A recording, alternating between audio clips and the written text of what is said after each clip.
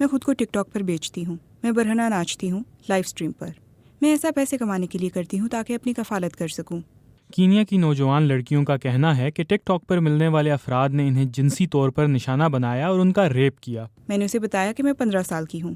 اس نے کہا کہ اسے کوئی مسئلہ نہیں، اسے 18 سال سے چھوٹی نوجوان لڑکیاں پسند ہیں۔ بہت سی نوجوان لڑکیاں ٹک ٹاک گفٹ جمع کرنے کے لیے لائیو اسٹریم کرتی ہیں جن کے بدلے پیسے ملتے ہیں، لیکن اس میں سے ٹک ٹاک بھی اپنا حصہ لیتا ہے۔ یہ وہ لائیو اسٹریمز ہیں جہاں یہ افراد ان نابالغ لڑکیوں کو نشانہ بناتے ہیں۔ میں نے صرف شغل کے لیے ٹک ٹاک شروع کیا۔ میں 16 سال کی تھی۔ جیم کا کہنا ہے کہ کچھ عرصے بعد ان کا تعارف ایک نام نہاد ڈیجیٹل پمپ سے کروایا گیا اور پھر گفتگو دوسرے پلیٹ فارم پر ہونے لگی۔ اس نے بات شروع کرتے ہی مجھ سے میری برہنہ تصاویر مانگی۔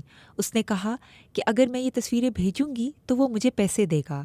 کیونکہ میں مجبور تھی تو میں نے ایسا کرنے کا فیصلہ کیا۔ میں اس سے ملی تو اس نے مجھے سیکس کرنے کا کہا اور پھر ہم نے سیکس کیا۔ بعد میں نے اسے فون پر دھمکی دی کہ اس نے میرے ساتھ جو کیا ہے میں اسے رپورٹ کر دوں گی، تو وہ ہنسنے لگا اور اس نے کہا کہ میں اسے رپورٹ نہیں کر سکتی، میں اس کا کچھ نہیں بگاڑ سکتی۔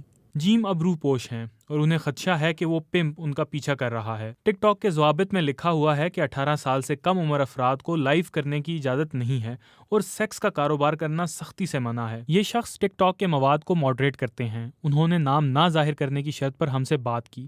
ان کا کہنا تھا کہ پلیٹ فارم پر نامناسب مواد کی تعداد حد سے زیادہ ہے۔ ٹک ٹاک پر موجود ویڈیوز کی تعداد ماڈریٹ کرنے والوں کے مقابلے میں کہیں زیادہ ہے۔ مصنوعی ذہانت ابھی تک پرفیکٹ نہیں ہے، لہٰذا اس کام کے لیے بہت سے افراد کو ملازمت پر رکھنا پڑتا ہے۔